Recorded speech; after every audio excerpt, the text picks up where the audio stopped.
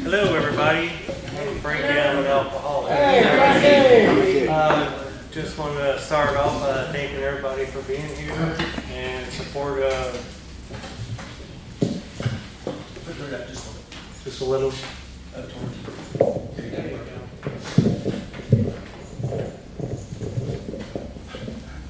Can you hear me now? All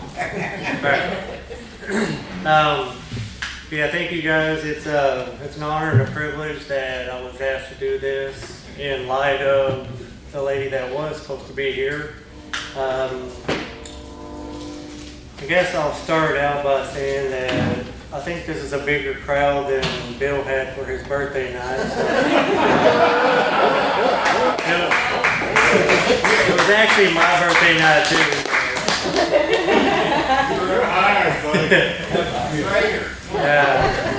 But yeah, I'll try to keep this, hopefully within 30 to 45 minutes so Parker can get home and get some sleep. But yeah, I came into AA in Missouri a little over a year ago and took a little longer of a path to get to the steps of AA or the doors of AA than what it should have been. I start out by talking about my youth. I grew up in a very poor part of Missouri, and my dad, he worked at John Deere, retired from there after 30 years, but he did everything he could and aspired to make sure that, we had clothes and food to eat, and my mom, she always worked pretty hard as well. But my dad, he was a very bad alcoholic.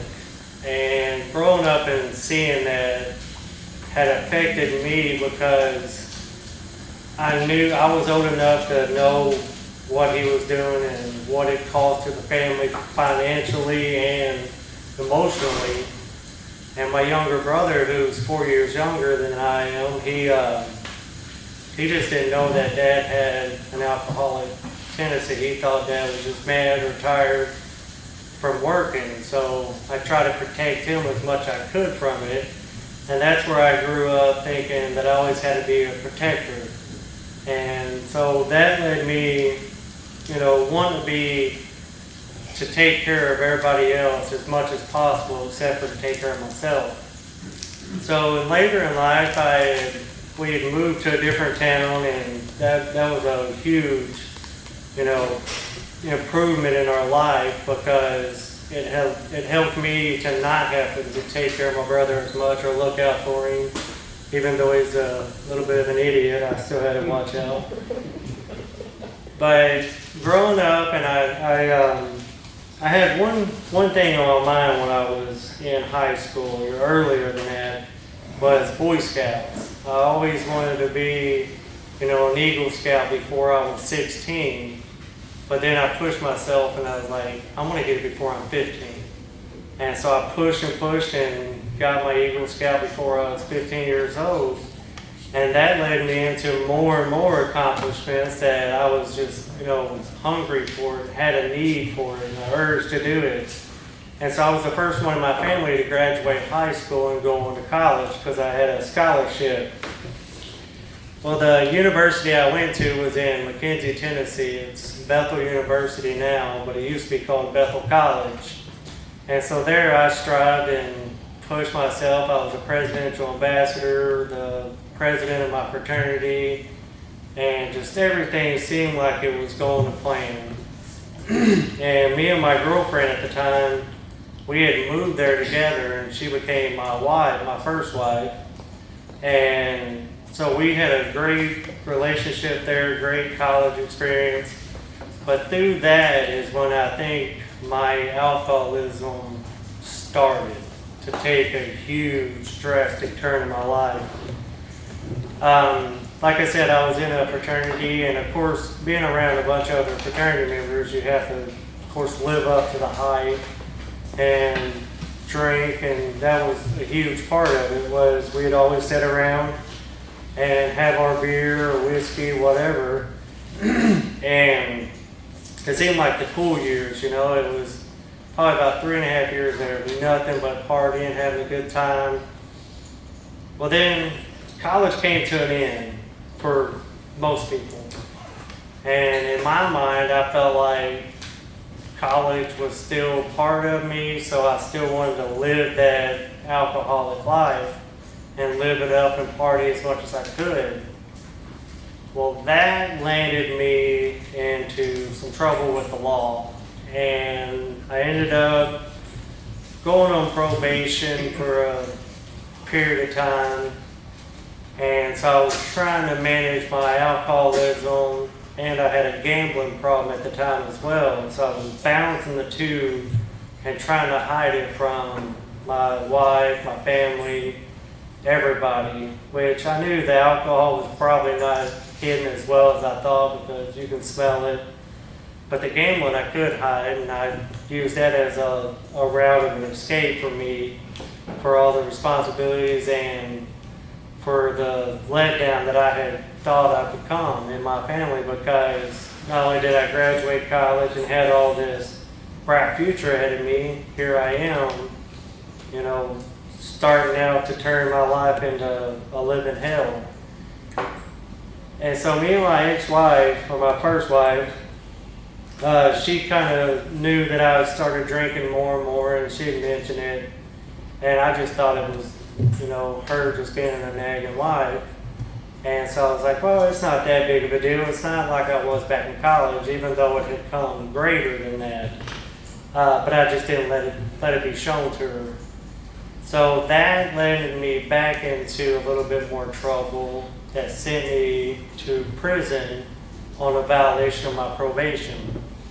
And there I had a 3-year prison sentence. And the state I had done my prison term in, it was good time. So I got 1 day off the back of the sentence for every day I didn't get in trouble. And luckily I didn't get in that much trouble in prison, so I was a model inmate. My mom's got the bumper sticker to say that. But yeah, in prison was definitely a game changer for me. It opened my mind to, you know, all the other stupid stuff that I could have done to land myself there, but I always thought, well, I'm only, you know, an alcoholic that landed me here for the poor decisions I made when there's other people that are doing worse stuff. And so I used that when I was in prison. I used that to, you know, try to somewhat grow my own self. And so they knew I had a college education, and they asked me to be the director of the GED program in the prison system. And so I took on that responsibility and, you know, pushed hard as I could to get a bunch of people in the program, and ended up within my 2 years that I had completed, I had 13 individuals underneath me that had successfully passed and got their certificates for GED. And then I had another 6 or so that were in the program when I left prison that were, I'm sure, on their way to get their GED. So I was trying to think of, you know, still Frankie's way, because it wasn't a God thing. It wasn't that I was leaning on a higher power. It was my will. I was like, I'm going to push myself. I know I can do it, and I'll do it. So after that prison stint, I had to go back to Missouri where I violated the probation act and do another prison stint, and that was only a 4-month stint there. So I got out of it, you know, pretty unscathed and easily. So got all that behind me. But when I come out of prison, my first marriage had already been in shambles, because here I was gone for 2.5 years, and my wife at the time, she knew that I had changed for, you know, the worst, because I had this hatred and this resentment for me doing the stupid crap that I did to go to prison, and I just wanted to blame everybody else for it. And so that's when me and her, we got a divorce, because we just didn't see eye to eye. Well, after that, I took a little time to myself, and that was probably the worst thing I could have done, is just be by myself in my alcoholism, because I was literally drinking every day I could after work. and I'd go home, and I remember I had this speed bike, and I would ride on the speed bike, and I had a TV in front of me. I was watching TV, and I still had like a 6-pack of beer, and I would drink beer while I'm riding this speed bike. And I was like, what am I doing here? You know, this isn't conducive at all. You know, trying to exercise but still drinking beer at the same time. And so I kind of realized that I knew I was probably about to be off the deep end. But that's when my second wife came into the picture. And everything started going great. I slowed down on my drinking because, of course, when you first meet somebody, you want to, make a good impression. So I was like, oh, I'm just, a good guy. I'm not bad at all.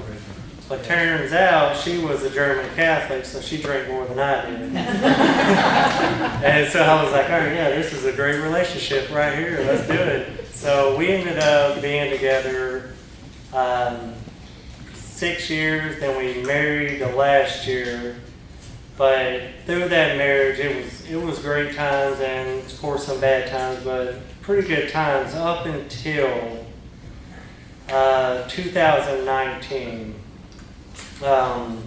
We started going to get our fittings for our wedding that was supposed to happen in October, and I had probably gained maybe 40-something pounds in a matter of 3 months, and I thought to myself, this don't seem right. It don't seem like alcohol should cause me to gain this much weight just in that time, because I've drank so much that led me up to here that I was just trying to figure out what else was I doing wrong that I was gaining that much weight. I never put the whole medical aspect to it. Well, we got married, we went on a cruise, come back, and of course COVID hit.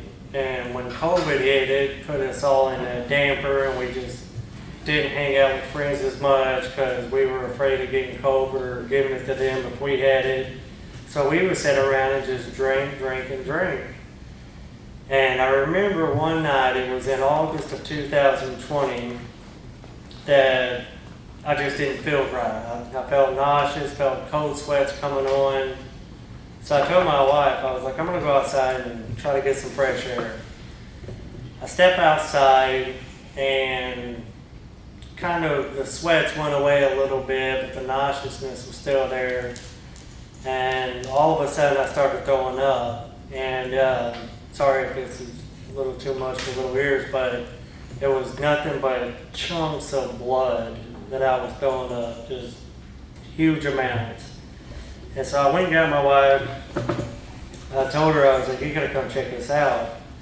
And she looked at it and she said, oh man, she goes, do you need to go to the ER? And I was like, I don't know, I think it might have just been some food I ate.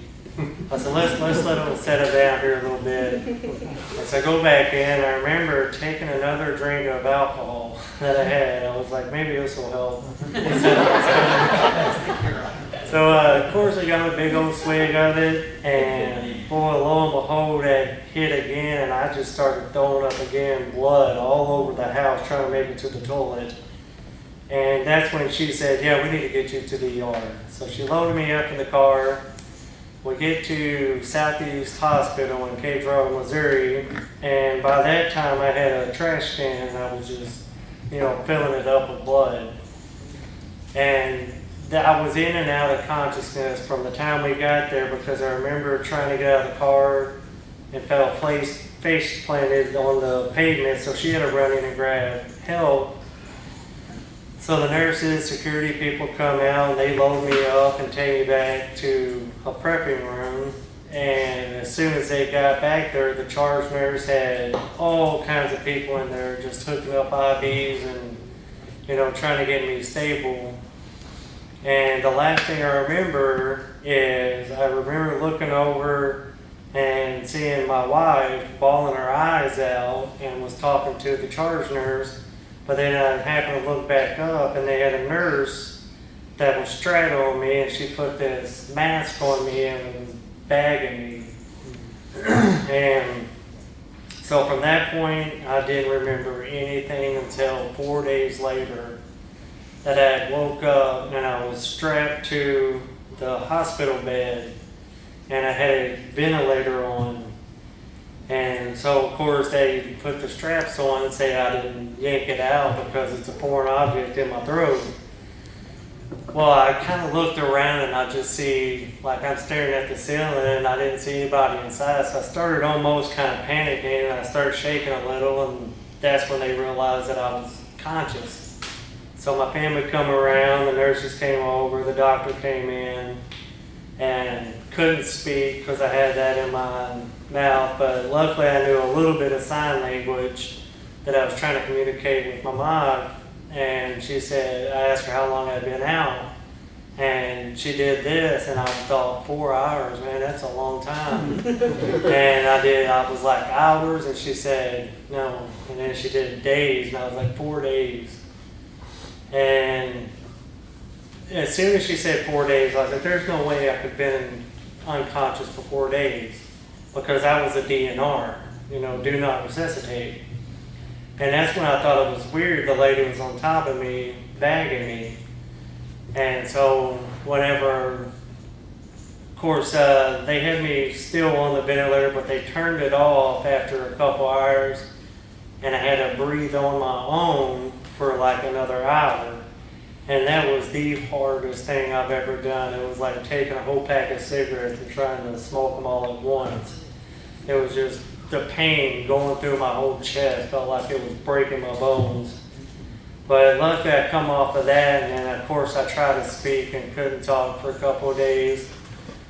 But that's whenever the nurse and the doctor and my wife had come in, and they had shown me the paperwork to where my second ex-wife had signed, and that's why I guess she was talking to the charge nurse, of changing my living will from a DNR to a living will so that I could be resuscitated.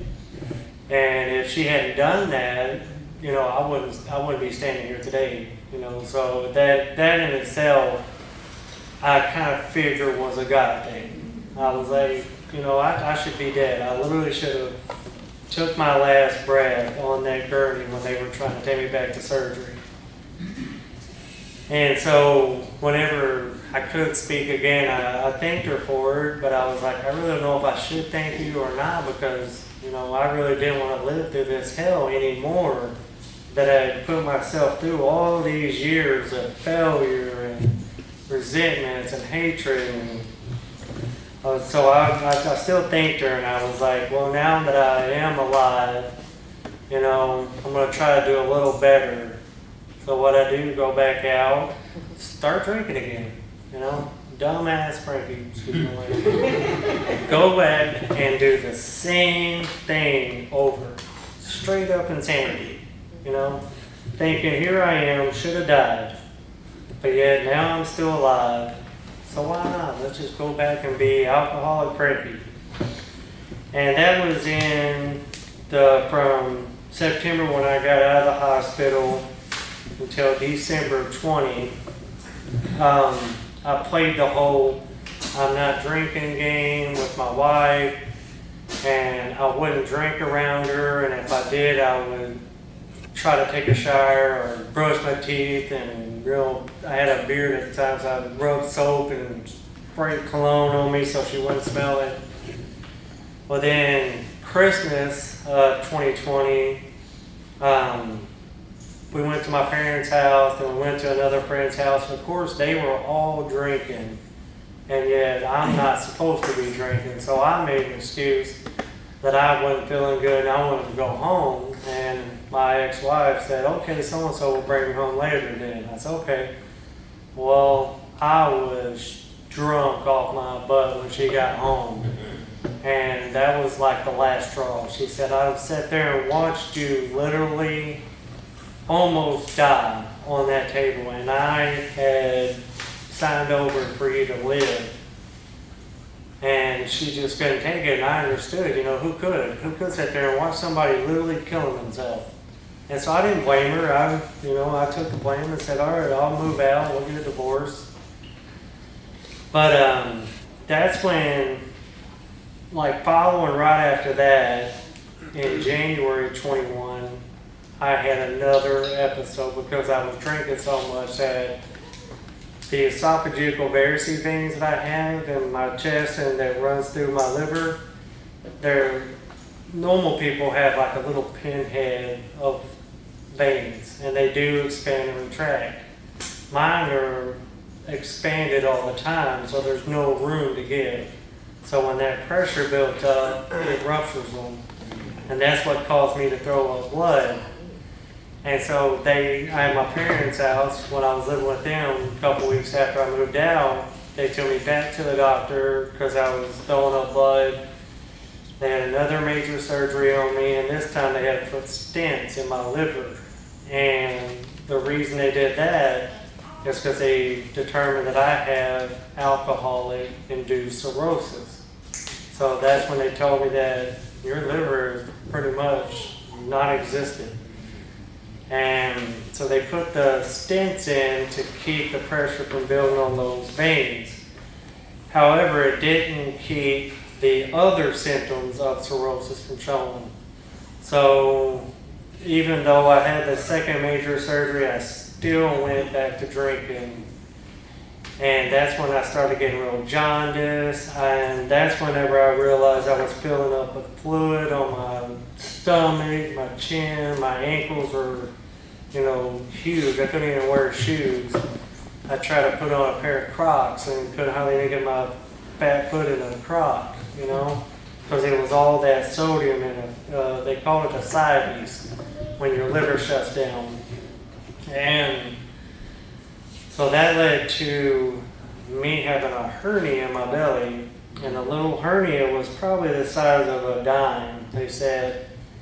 But it ruptured and created this big bubble right here on top of it because of the ascites from my liver just kept pushing it down. And yes, I was still drinking when all that happened. And had this big knot on there, and then I was like, man, something's got to give, So that led me up to hospital visit after hospital visit after hospital visit. And one of the last ones I had was in, let's see here,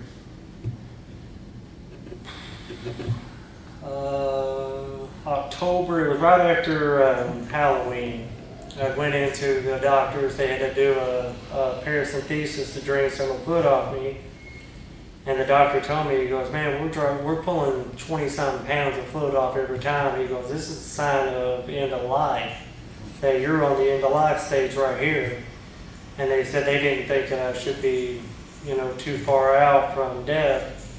So I just took it with a grain of salt and was like, oh, whatever, But after I got out of the hospital, I had went on one last bender and couldn't even keep it down. I was trying to drink so much and throw it up, drink and throw it up. And so I mixed it with some prescription pills that I had. And I was like, surely I can get some out of that. Well, I did, and that landed me in jail again. My parents, they had taken my truck for my own safety and for safety of others, because they knew if I was that bad off that I would get in the truck and either run myself off the road in a tree and just be gone for good, or run into traffic and kill some innocent person. So I was glad that they took my keys from me and kept my truck hidden.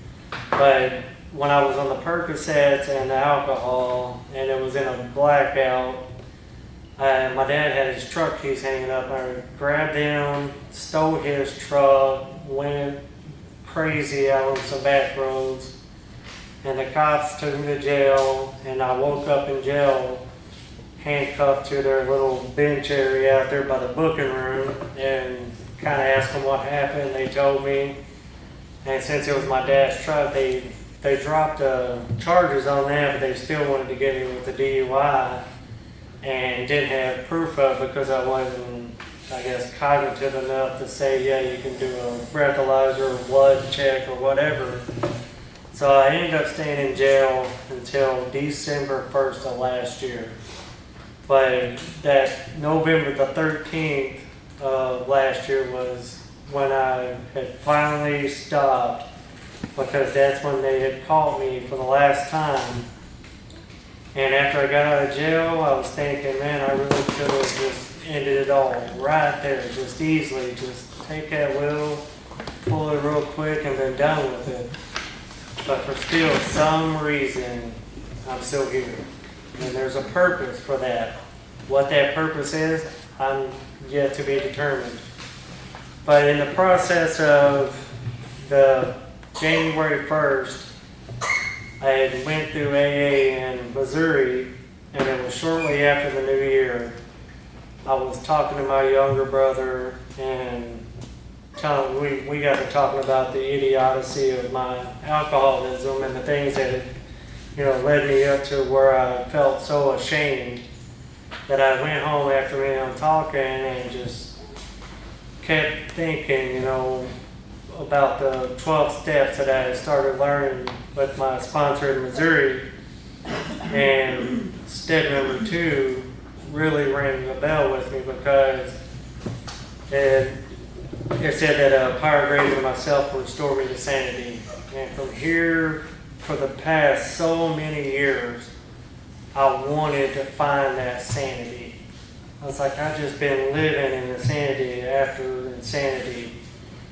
And I was like, man, if there's something out there that can restore me to sanity, I want that in my life. And I didn't know what it was, but I figured it's got to be a power greater than myself. So I kept dwelling on it, thinking on it, praying on it to whoever to show me what this higher power thing was about. And I remember I was taking a shower a couple of days later, and I just started crying. Like out of nowhere, just started boo-hooing and bawling. And then I just it just hit me, and I was like, thank you, God. Because it just, so much peace had hit me during that moment that I couldn't even think straight other than say thank you.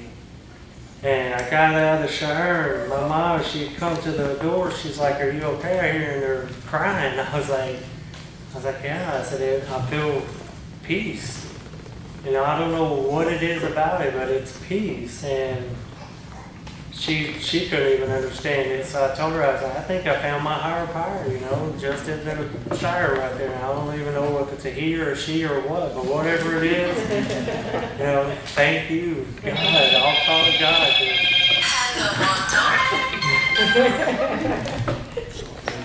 Higher power. Yeah, there's my higher power calling, send me somewhere else. But yeah, working these steps, especially those first 3, it took a little while, but I finally got through them, and then I was like, now let's do this 4th step. So I had a sponsor who was in and out of AA for like 22, 23 years, and he had a few relapses or slips. And I think at the time when he was my sponsor, he was going on 4 years sobriety. And so I was like, well, I'll ask this guy. So he was my sponsor. And I did my 4th step with him. And he said, you got to be, really detailed on your 4th step. So I wrote down everything I could think of and pray of, and it just kept adding up. And I had a notebook full of stuff. And I was like, this is way too much for one individual to read, But we met at a Waffle House, or a Huddle House up in Missouri, and we sat there and talked, and he looked at a little bit of the stuff. And then it was just a few pages that he had just glanced over, and he told me, he said, all right, now you take this, and we're going to burn it. So we burnt the whole notebook, and that was a sign of saying, all right, you shared it with me. You've done your 4th step. All that is in the past. It's like, even though the big book says, yeah, we don't want to shut the door on our past, because, hell, if I would shut the door on my past, I would be ignorant, because then I'm like, oh, I got a fresh start now, and I could just do this all over again. But I like having it as a memory behind me to say, that's what I was, and I do not want to go back there. So we burnt the notebook, and shortly before I come here, he had a relapse. As I was thinking, did my fourth step, cause him to relapse? I was like, what did he actually see in there that just put him off that much? And but I've talked to him since, and he's still back in AA in Missouri, so he's doing well now. And kind of joked with him about that. He goes, no, it wasn't your fourth step. He goes, I don't remember. We burnt that. Remember? I was like, exactly. But then I come here, and first person I meet is Bill and Roy, and they were, so nice and kind, and talking to me and introduced me to several people. And from that moment, I knew, God had sent me, or my higher power had sent me to Arkansas for some reason. I needed to get away from Southeast Missouri because the people, places, and things that I had up there, I was not going to be able to do anything other than sit on my fat butt and be lonely and miserable, and probably ended up going back to drinking, because the health problems still ain't over. I did have the hernia removed, and I don't have a belly button anymore. I had 25 staples to take care of that. But now that I'm living here, it just seems like I'm getting happier and more peaceful. And, it seems like I'm growing more in the past 6 months than I did the previous 6 months. And that's what I love so much about AA. It's a 24 one day at a time program. And if I can stick to today, then, tomorrow's not even here yet. But if I can stick to today, then that's all I need. That's all we all need in this program. And there's several things in that book that I just, I can read it over and over again and find something new that I pick out. And I'm like, man, I didn't even remember that was in there. And it just speaks to me, and I soak that stuff in. And the one thing that I remember is out of the new pair of glasses book. And the front of it is kind of a little, foreword. And then at the bottom of it said that, the worst thing we could do is be completely content without investigating. So that means, there's still newcomers waiting to come in those doors that they feel content instead of investigating what AA is and what they could offer us. And I felt that way for a little while, and I guess I felt that way for so many years of not wanting help. I was content of being the failure. I was content of being the alcoholic until I investigated that there is something more out there and something better for my life. And so that's why I'm thankful for AA and the progress that I have just become in myself. And my family, they know I've changed. Every time I go up there, my dad, we can have really good, normal conversations now instead of being at each other's throats. And he hated me at one point, and I felt it. And I remember step 8 was the whole you got to make an amends list. And my dad, he was one that I had saw hit my mother time after time, and then caused me and my mother harm by flipping over kitchen tables in a drunken rage. And I said, he can rot in hell for all life there. But for some reason, working these steps and learning that, if my higher power hadn't forgiven me and taken me and using me, then what is it stopping me from making my amends to somebody that I could have hurt? And my dad, I think he was hurt by my living and hurt by my alcoholism. And I didn't even think about it until, I didn't physically cause him harm, but mentally and spiritually and emotionally I did. So it was Father's Day this year. I was like, up to that point, I was like, I'm not even going to call him on Father's Day. But for some reason, I was sitting at the come and go and was getting gas, and somebody hit me and said, you need to call your dad. So I called my dad and wished him a happy Father's Day. And so we sat there and talked for like an hour and just had a great conversation. And afterwards, I felt so good that I made that amends, because I told to him, that when I go back and see him, I was like, there's some things I need to tell you. he said, I already know quite a bit of them. He knew that I stole $50 out of his wallet back in whenever and stole this much from whenever. And I'm like, all right, I'll pay that back, don't worry. And I did, I paid him back. But another one of the amends that was really hard for me to do was my ex-wife. You know, I literally put her through hell because she watched me killing myself. And I remember sitting with a group of AA members over at Longhorn Steakhouse here in town. And I was wanting to make that amends, and one of the members that were there said, you got to do it with no expectations. You clear your side of the street, say your amends, and be done with it. If that person, if she wants to reach back out to you, then great, but you can't expect her to. And I said, well, I don't expect her to at all because of what I did to her. But I sent her a text saying all this stuff, how I'm working the program, and I needed to make that amends to her. And I don't know if she's dating or anything, so I didn't want to do it in person because that, violates unless I do harm to them or others, and I didn't want to cause any headache.